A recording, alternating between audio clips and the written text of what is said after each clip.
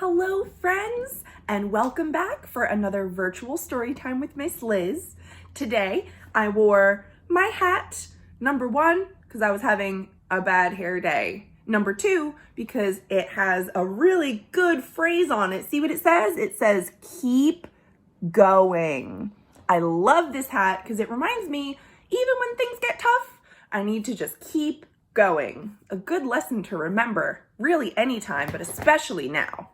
So, I picked a book today that is from Macmillan Publishers, used with permission. It is called The Pout-Pout Fish by Deborah Diesen. And as you can tell from the picture and the title, it's about a fish who's pouty. Now, we all feel a little bit pouty sometimes.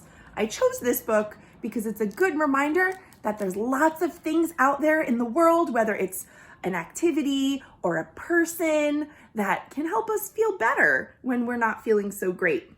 So I chose this book because it helps me feel better when I read it. So we're gonna read it together. The Pout-Pout Fish by Deborah Diesen, pictures by Dan Hanna. And I should say this book also rhymes, so it gets a good rhythm going while we're reading it. Here we go. Deep in the water where the fish hang out lives a gloomy swimmer with an ever-present pout. Look at that pouty lip. Wow. He says, I'm a pout-pout fish with a pout-pout face, so I spread the dreary wearies all over the place. Blub, blub, blub. Ooh, what a bummer. Then along comes a clam with a wide winning grin and a pearl of advice for her friend to take in. Hey, Mr. Fish, with your crosstown frown, don't you think it's time to turn it upside down? Says the fish to his friend. Nice thought, Ms. Clam. I hear what you're saying, but it's just the way I am. I'm a pout-pout fish with a pout-pout face, so I spread the dreary wearies all over the place. Blub, blub, blub. Ooh, one of my favorite creatures is on the next page. Along comes a jellyfish. He floats through the ocean with his tentacles trailing in a gentle locomotion. Hey, Mr. Fish, with your daily scaly scowl, I wish you wouldn't greet us with a grimace and a growl. Says the fish to his friend, Mr. Jelly, I agree. I'd like to be more friendly, but it isn't up to me. So just for a minute, there's kind of a joke on this page I wanted to make sure you saw. So this is a jellyfish, right? And Mr. Fish is in a jar of peanut butter. So together it's peanut butter and jelly. I thought that was really cool. So we are gonna move on and remember, I'm a pout-pout fish with a pout-pout face, so I spread the dreary wearies all over the place. Blub, blub, blub. Along comes a squid, quite a slender, squiggly sight. She is squirmy, she is squelchy, she is slightly impolite. Hey, Mr. Fish, you kaleidoscope of mope. How about a smile, a little joy, a little hope? Says the fish to his friend, Mrs. Squid, I would try, but I haven't any choice. Take a look and you'll see why. We know why. It's because I'm a pout-pout fish with a pout-pout face, so I spread the dreary wearies all over the place. Blub, blub, blub. Next is coming another one of my favorite ocean creatures. Along comes an octopus with 8 great arms, covered on the underside with tiny sucker charms.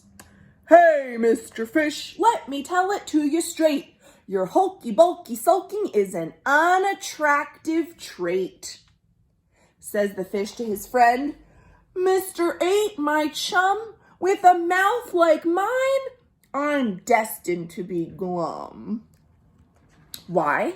Because I'm a pout-pout fish with a pout-pout face, so I spread the dreary wearies all over the place. Blub, blub, blub. Oh, look at him. Now he's laying on this rock, looking really sad and pouty. But then, now along comes a fish in a silent silver shimmer. The gang has never seen before this bright and brilliant swimmer. She approaches Mr. Fish, but instead of saying, hey, she plants a kiss upon his pout. And then she swims away. That was different. Mr. Fish is most astounded.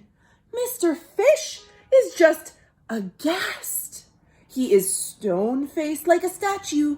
Then he blinks and he speaks at last. Mr. Friends! My friends, says Mr. Fish. I should have known it all along. I thought that I was pouty, but it turns out I was wrong. I am a kiss-kiss fish with a kiss-kiss face for spreading cheery cheeries all over the place. See how that one action changed his mood? And you'll have to excuse me because the last page is ripped. Instead of blub, blub, blub, he goes smooch, smooch, smooch. And if the last page was not ripped, we would have seen Mr. Fish and the purpley silverfish do one big smooch. But the page is ripped. Oh well, it's just one of those things. It is the end.